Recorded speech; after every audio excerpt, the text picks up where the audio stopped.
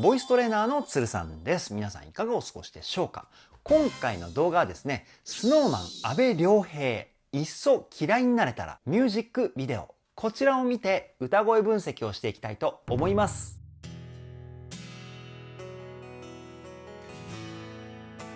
つるさんのボーカルルーム。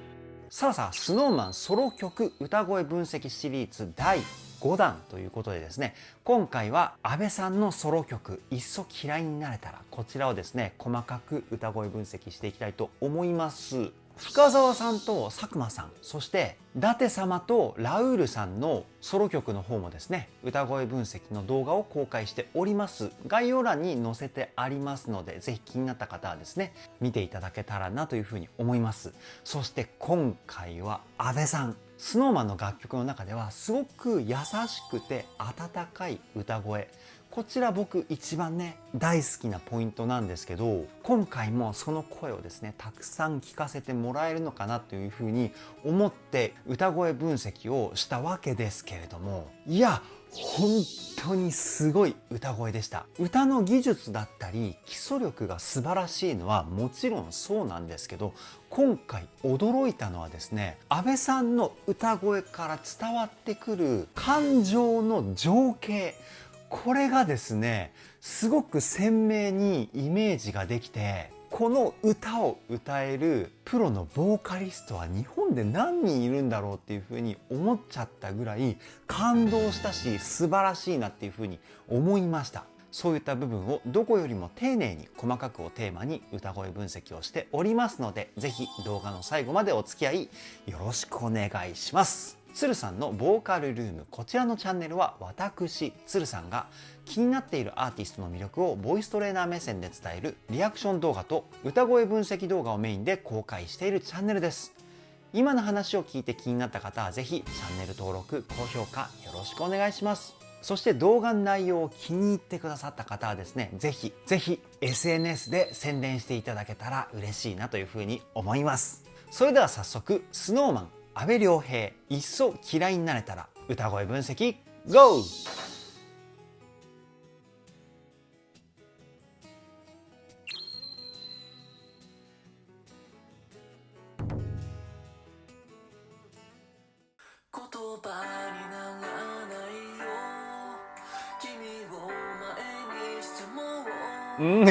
めちゃくちゃいい声。本当いい声ですよね。もう優しさに溢れてる歌声っていうか、もう出だしから最高ですね。で、阿部さんの声の出し方としては、鼻の中の鼻腔共鳴っていう声の響きが中心になってます。鼻はですね、声の音色をコントロールするポイントだったりするんですけど、すごく温かみのあるいい声を作り出していますよね。もう一回聞いてみましょう。言葉にならないよ、君を前にしても。もう自然にこう笑顔になっちゃいますね。いい声すぎて。で、今聞いたらですね、うっすらですけど、息の音を声に混ぜるウィスパーボイス、このテクニックも使ってますね。言葉にならないよみたいな、この息の音が混ざることによってさらにね優しさを感じる歌声になってるんじゃないかなっていうふうに思います。次いきますよ。込み上げては通り過ぎる色あせないままで素晴らしすぎる。めっちゃいいですね。で、曲のリズムの話なんですけど、こう弾んだ感じの曲調じゃないですか。このリズムパターンをですね、シャッフルって言います。ドッタドッドタンドッタドッドタンみたいな、こういう弾んだリズムのことですね。で、こういったリズムでしっかりと歌うためには、休符の使い方が非常に重要になってきます。休符っていうのはフレーズの中で音が鳴っていないポイント、声が出ていないポイントって言いますか。それを歌ではどう表現するかっていうと、ちっちゃい「つ」を入れます。トラックとか納豆とか、こういうちっちゃい「つ」ですね。あともう一つがですね、一つ一つの音を短く切るテクニック、スタッカート。この2つをですね、効果的に入れることによって、弾んだリズムが歌声から伝わってきます。阿部さんはですね、この2つをうまく使って歌ってるんですよ。もう一回聞いてみましょう。込み上げては通り過ぎる色あせないままで込み上げては通り過ぎるみたいな。後半のフレーズは特に休符だったりスタッカートの雰囲気をですね感じ取りやすいニュアンスが出ていたと思います。このリズムの表現の仕方がですね心がウキウキするような気持ちにさせてくれるポイントの一つかなとも思います。次いきますよ。いいね。うっすらねハモリが入ってきましたよね。下ハモリですかね。ちょっとずつ盛り上がってる感じがしてきましたよね。もう一回聞いてみましょ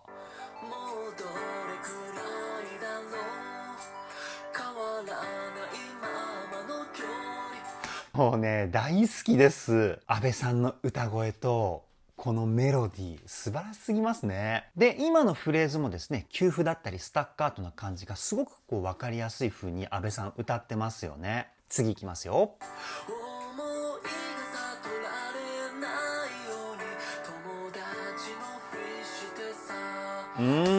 なんかすごく優しくて温かみのある声なんですけど、声の表情的にはちょっと物悲しいような雰囲気で阿部さん歌ってますよね。これはおそらくなんですけど、レコーディング収録をするときに顔の表情をですね、無表情で歌ったんじゃないかなっていうふうに僕は推測します。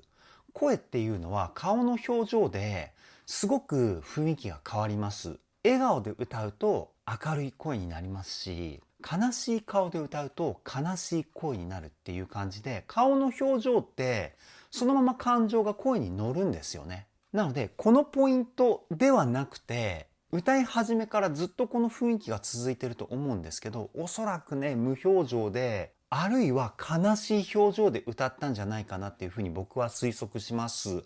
もう一回聞いてみましょう。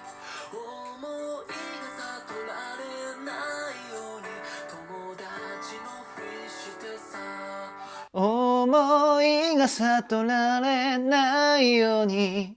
こんな感じかな。これを笑顔で歌うと、思いが悟られないように。明るい感じの声になりますよね。本当に顔の表情で歌声ってガラッと雰囲気が変わるんですよね。気になった方はね、ぜひカラオケで試してみてください。次いきますよ。お、ごめんなさい。一回止めますよ。ここでガラッと曲の雰囲気が変わったじゃないですか。これ曲の構成の話になるんですけど、転調っていう曲の中のですね、キーが変化するっていう技法が使われています。ちょっと難しい話で申し訳ないんですけど、一番皆さんが耳にしたことのある転調パターンはですね、最後の大サビでキーが上がる。これも転調なんですよね。ただ今回の転調はですね、曲のセクションの変化、最初の部分を A メロだとすると、今が B メロに突入したっていうタイミングなんですけど、この B メロに突入したタイミングで曲のキーが変わるんですよね。キーっていうのはメインで使える音階。これがですね、変化することを転調って言うんですけど、なんか詳しく分かりやすく説明しようと思ったらどんどん難しい話をしちゃってますね。ごめんなさい。で、曲中にですね、急に転調をするとですね、非常に歌のメロディーの音が取りづらいっていう現象が起きます。なぜかっていうと、歌い手っていうのは雰囲気で正しい音っていうのを把握してるんですよ。でも転調してキーが変わってしまうと、今まで感じていた雰囲気がガラッと変わってしまうので、自分が出したい音をしっかりと把握するまでにタイムラグが発生してしまうというかね。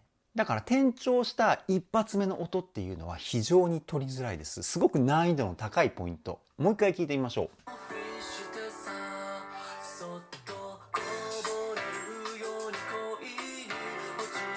ね、急に雰囲気変わりましたよね。ただこのね、転調の仕方めちゃくちゃおしゃれですよね。なんかカフェとかで流れてそうな雰囲気っていうかね、こうすがすがしい感じの雰囲気。素晴らしいですね。次いきますよ。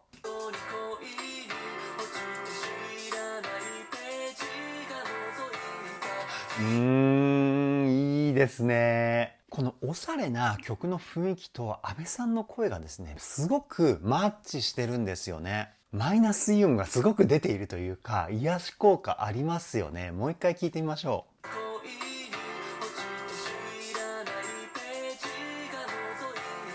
う。そしてね、白い衣装がめちゃくちゃ似合う。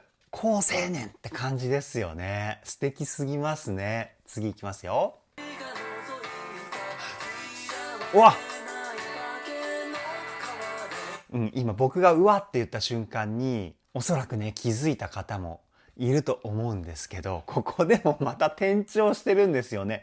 こんなに早いスパンで転調する楽曲ってすごく珍しいんですよ。ただジャズだったり R&B だったり難しい音楽ではですね、こういう早いスパンでの転調ってよくあるんですけど、いやー阿部さんよく歌えますよね、この難しい曲。もう一回聴いてみましょう。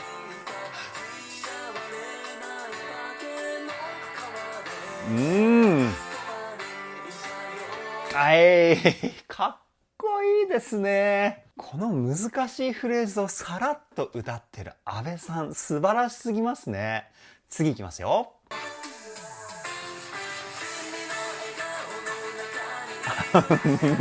あのね、どんどん転調していく曲なんですね。ものすごくいろんな雰囲気を感じることができる楽曲っていうか、この雰囲気が切り替わった瞬間に新しい風が吹いてくるみたいなね、そんな雰囲気ありますよね。もう一回聞いてみましょう。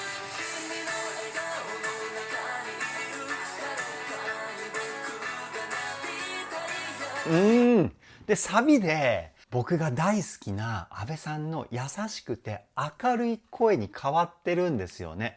ここに来るまではずっとちょっと寂しそうとかちょっと悲しそうっていう風な声で歌っていたと思うんですけど、一気にこうね、希望が広がる世界みたいな感じでね、明るい声が鳴り響いてるっていうかね、素晴らしいですね。で、一つすごいことに僕は気づいてですね、サビで音域一気に上がってるんですけど、声のパワー感はそこまで上がっていないんですよね。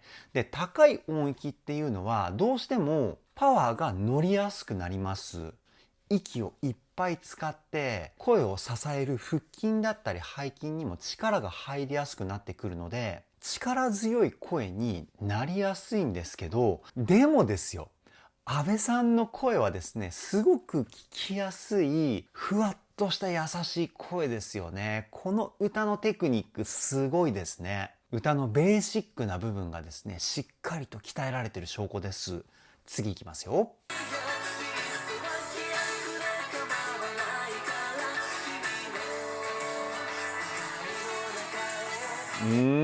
で、今のフレーズ、最後の方音が下がったじゃないですか。でも高いところと声のパワー感そこまで変わってないの皆さん気づきましたか？これがね、すごいんですよ。で、低い音域っていうのは高い音域と逆でパワーを乗せたくても乗せにくい音域です。おそらくなんですけど、阿部さんの中で一番聞いてほしい声のパワー感をチョイスしてそれをどの音域でも歌えるように練習したんじゃないかな、これ。どの音域を聞いても聞きやすい声なんですよね。素晴らしすぎますね。もう一回聞いてみましょう。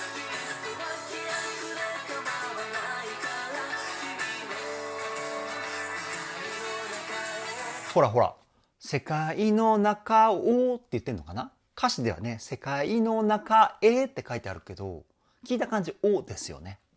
そう、この辺が一気に音域が下がってるんですけど、高い音域とそこまで声のパワー感が変わってないんですよね。いやー、素晴らしすぎますね。次いきますよ。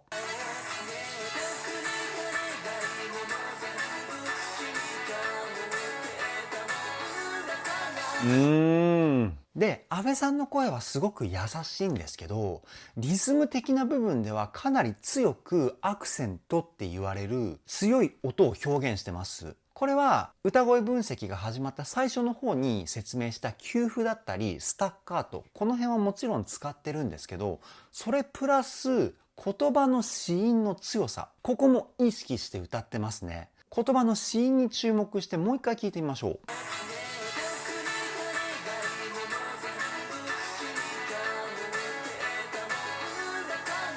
例えば今の君が持ってたもんだからみたいな。普通に歌うと君が持ってたもんだからごめんなさい。ちょっとね、音がずれてしまいましたけど、こういう感じになるんですよ。子音を意識しないとね。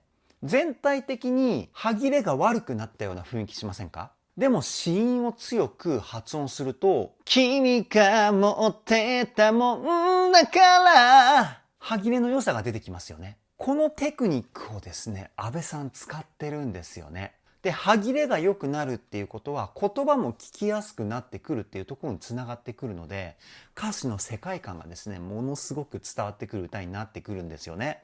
素晴らしい。次いきますよ。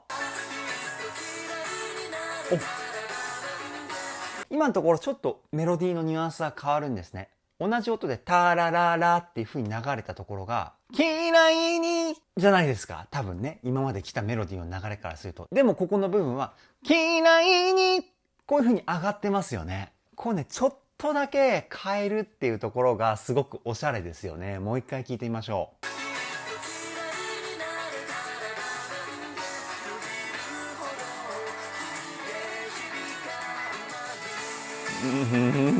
素晴らしいですね。で、ここで1番が終わりですよね。ここまで聞いて思ったことはですね、声の力強さだったりで感情を表現するっていう感じではないですよね、安倍さんの歌は。でも僕はですね、そこにすごく美学を感じていて、安倍さんの声は先ほどから何回も言ってると思うんですけど、優しくて温かい歌声なんですよ。もうこういった声の個性がすごく強い歌声を持っているので、だからこそ必要以上に声質を変えて表現をしないっていうね。だからこそ歌声が素直にスッと入ってきますよね。これがね、美しいんですよ。日常会話にたまたまメロディーがついてるっていうぐらい気持ちがね、伝わってくる歌声というか、本当に素晴らしいですね。次いきますよ。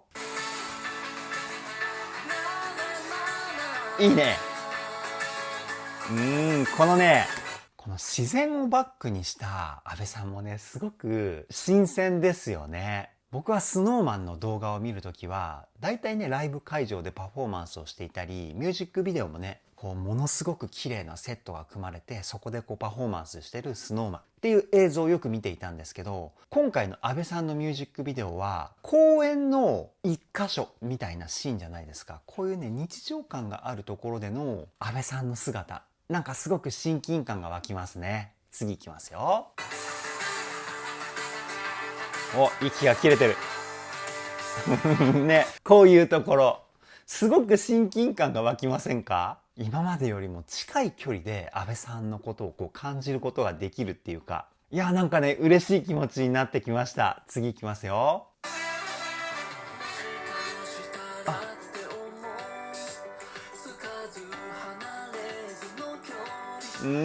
この声に戻るんだ。すごいいいですよね。不安なのかなとか、寂しい気持ちなのかなっていう風に思わせてくれる歌声っていうかね。もう感情表現の天才ですね、安倍さんは。もう一回聞いてみましょう。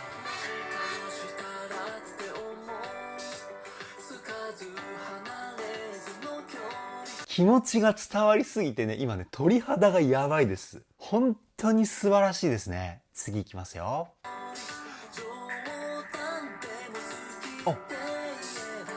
今のところ、すごく休符を強調した歌い方だったんですよ。で、強く休符を表現すると、今度はですね、フレーズにブレーキがかかったような、グッグッって止まったような雰囲気が出てくるんですけど、それがね、かっこいいんですよね。もう一回聞いてみましょう。冗談でも、みたいな。ここでググってね、ブレーキがかかった感じがして、その後のフレーズがね、広がって聞こえるっていうね、素晴らしい。次いきますよ。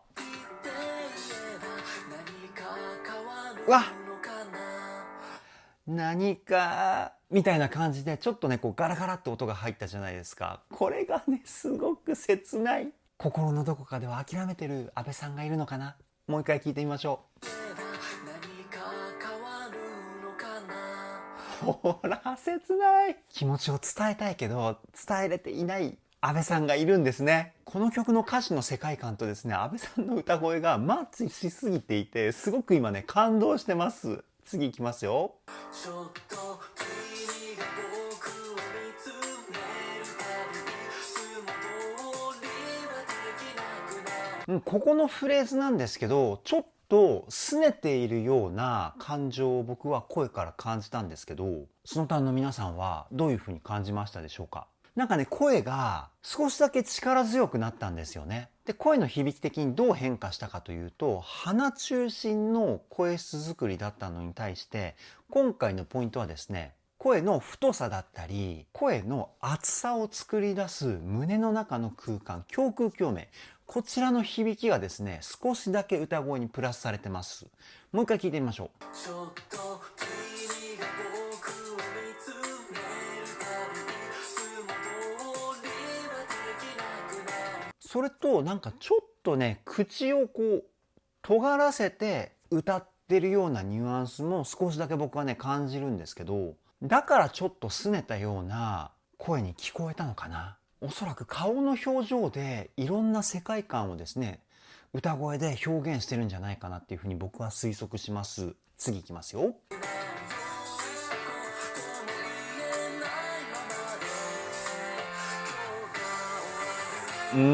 やっぱり言えないんだ。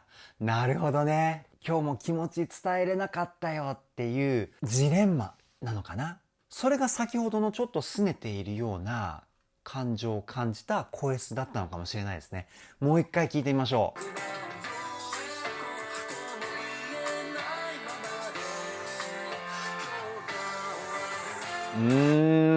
そしてね、この曲が始まってから僕ね、すごく気になっていたところがあって、安倍さんの息の吸い方なんですけど、すごく息を吸う音がはっきりと入ってるんですよね。で、この息を吸う音をはっきりと聞かせるテクニックって R&B 歌手とかがよくやるテクニックなんですよ。息をこう、っていう風に吸う音を入れることによって空気感を感じさせるっていうテクニックなんですけど、安倍さんそれ使ってますね。すごいです。次いきますよ。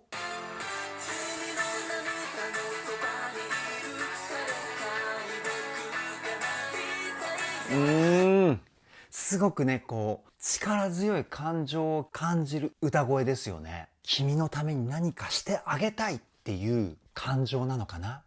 その君がおそらくね、スノタンの皆さんなんじゃないかなっていうふうに僕は思ってるんですけど、もう一回聞いてみましょう。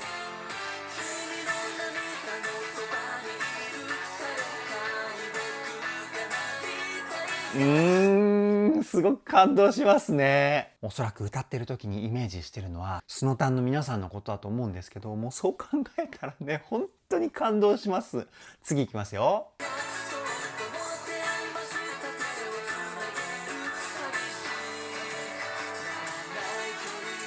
いいですね。寂しくならない距離でっていうことは、今までよりも近づきたい。でもそこまで近づかなくても大丈夫だよっていう裏の言葉も存在してるのかなっていうふうに思います、僕。すごく深い、ここのフレーズ。もう一回聞いてみましょう。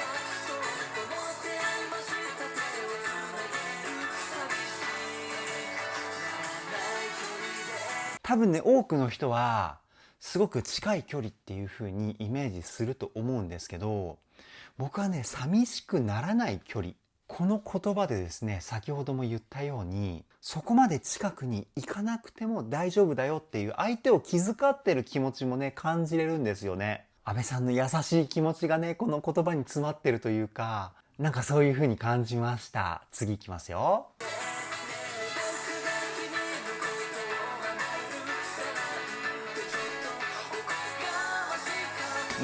ほら、ちょっとおこがましいかっていう風に、少しだけね、自信のなさもあったりするんですよね。先ほども言った相手を気遣ってる気持ちもあるんだけど、不安な気持ちも同時に存在してるのかな。ここのシーンは。もう一回聞いてみましょ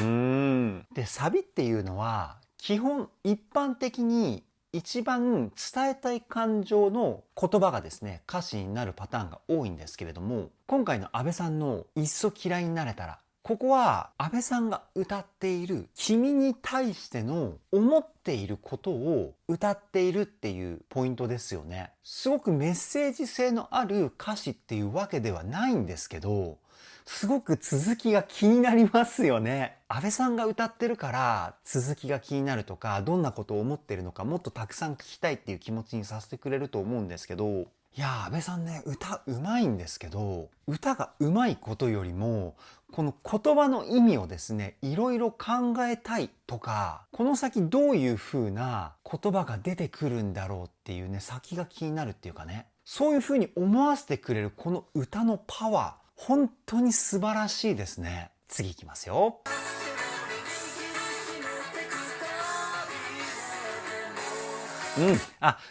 今ね、次の言葉が出てくる前に止めて、楽しみをね、増幅させようと思ったんですけど、次の言葉が出てきてしまいました。でも見ません、僕は。阿部さんの歌声とね、一緒に言葉も聞きたいので、もうそういう感じになってます、僕今。阿部さんが歌うストーリーの続きが気になるっていうかね、もう一回今のとこ聞いて、次の言葉にまたね、突入したいと思います。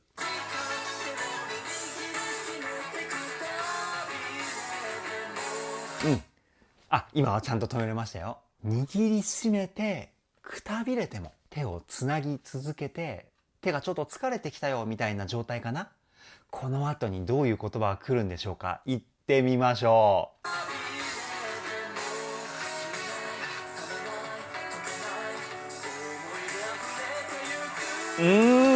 なるほどね。もう大好きじゃん。すごい相手のことが大好きだってことですよね。疲れても消えない、冷めない、溶けない思いで溢れてくんですよ。疲れなんて知らねえよと。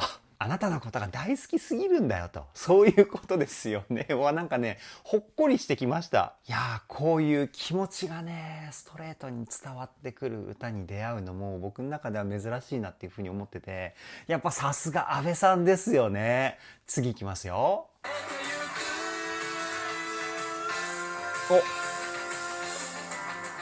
いや、今転調しましたね。こっからキーが上がったサビが来るのかな。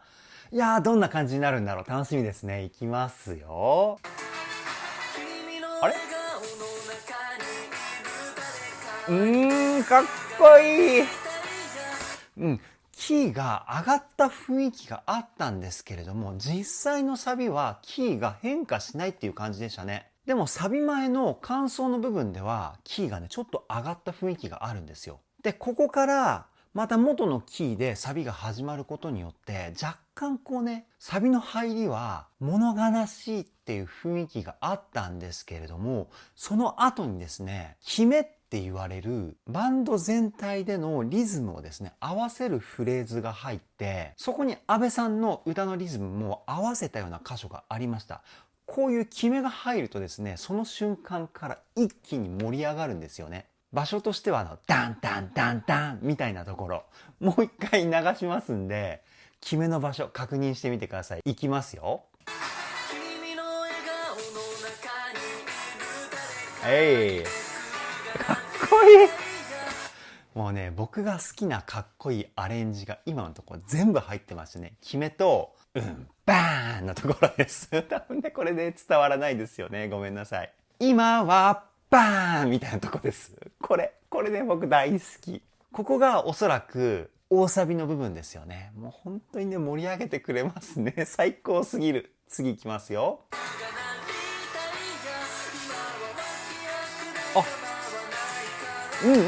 ここはバックで使ってる音が今までのサビと変化したポイントです。おそらくスノタンの皆さんはここであれ雰囲気変わったなっていうのを気づいてると思うんですけど、これはね、伴奏で使ってる音の種類がですね、変わってるポイントなんですよね。もう一回聞いてみましょう。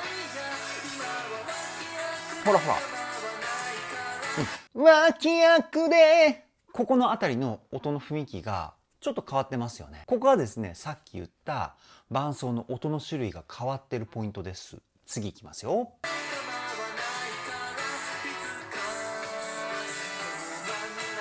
おい決めるね。ザ最後の大サビっていう感じですよね。もう盛り上がり感がやばすぎます。次いきますよ。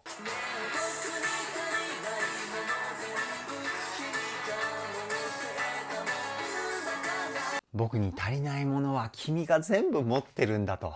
そういうとこに惹かれたっていうことですよね。やっぱり自分に持ってないものを持ってる人って惹かれますよね。憧れるっていうかね。この曲の場合はね、憧れじゃなくて好きな気持ちっていう意味だと思うんですけど、次いきますよ。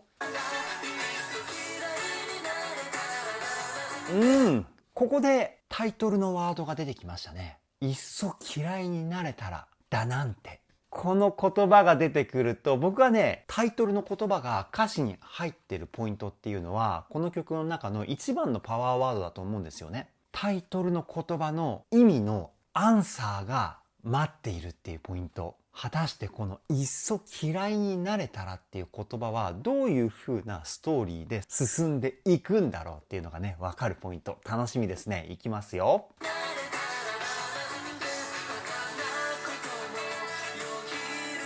なるほどね。いっそ嫌いになれたらっていうネガティブなことじゃなくて、その後にバカなこともよぎるほど。そしてね、続きの歌詞はもう出ているんですけど、どういう風に安倍さんが歌うかによって言葉の伝わり方って変わってくるので、続きの歌聴いていきたいと思います。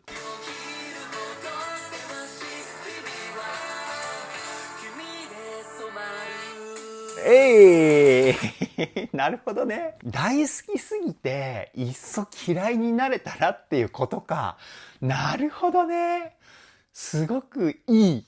めちゃくちゃいい。もうね、ドキドキしちゃいますよね。この安倍さんが歌う、いっそ嫌いになれたらの歌詞のストーリーがですね、もうこうすごくイメージが湧いてくるっていうか、学生時代の恋愛みたいなね、もう本当にね、夢中になりすぎて、それこそいっそ嫌いになれた方が楽なのかななんていう風に思う瞬間もあったり、でも絶対そんなの無理で、みたいな、そういうことですよね。わあ、なんかキュンキュンしちゃいますね。いや、本当に素晴らしい歌と素晴らしい曲です。で、動画がですね、あと30秒ぐらいあります。アウトロかな？聞いていきたいと思います。いきますよ。いいね。もう楽しそう。安倍さんがすごく楽しそう。この曲が終わった余韻も大事ですよね。アウトロでのこの余韻ね。次いきますよ。いいね。この、今、すごくいいシーンで止めちゃったんですけど、こう、花を見つめる安倍さん。ここね、すごくいい。スクショタイムですね、これは。3分50秒のポイントです。ぜひね、皆さんこの動画見終わったら、安倍さんのいっそ嫌いになれたらのミュージックビデオのですね、3分50秒のところで、すごく素敵な安倍さんのシーンがありますので、ぜひスクショを撮ってですね、待ち受けにして安倍さんと一緒にですね、生活してください。次いきますよ。あ、なるほどね。ここで終わりか。あ、でも続くのかな？まだね、動画自体は20秒ぐらいあるんですよ。せっかくなんでね、最後まで見ていきますね。これ安倍さんの夢だったってこと？あ、終わってしまう。なるほどね。で、ここで終わりなのかな？暗転したんですけど、でもね、動画まだ10秒ぐらいあるんですよ、これ。終わったと見せかけてかな？いきますよ。やっぱりな。あ、でもエンドロールなんだ。なるほどね。そっか。いやー、素晴らしすぎましたね。本当に最高の曲でした。以上、スノーマン阿部亮平、いっそ嫌いになれたら、歌声分析はここで終了です。いやー、めちゃくちゃ幸せな気持ちになれました。さすが安倍さんですよね。歌声のですね、タッチを繊細に少しだけ変えることによって、いろんな感情を表現しているっていうのが、今回の安倍さんの歌声だったかなっていうふうに思います。やっぱりね、ソロだと今まで気づけなかった歌声の魅力にですね、たくさん出会うことができて、僕はね最高に嬉しいですね。そしてこのいっそ嫌いになれたらのストーリーめちゃくちゃお気に入りです。僕ほんと素晴らしい。多分この後ねエンドレスで僕聞くと思います。そしてミュージックビデオも何回も見ちゃうかな。それぐらい最高のミュージックビデオだったと思います。これからも SnowMan 全力で追っていきたいと思います。それでは今回の動画はここで終わりです。動画の内容を気に入ってくださった方はチャンネル登録、高評価よろしくお願いします。ではでは、ボイストレーナーのつるさんでした。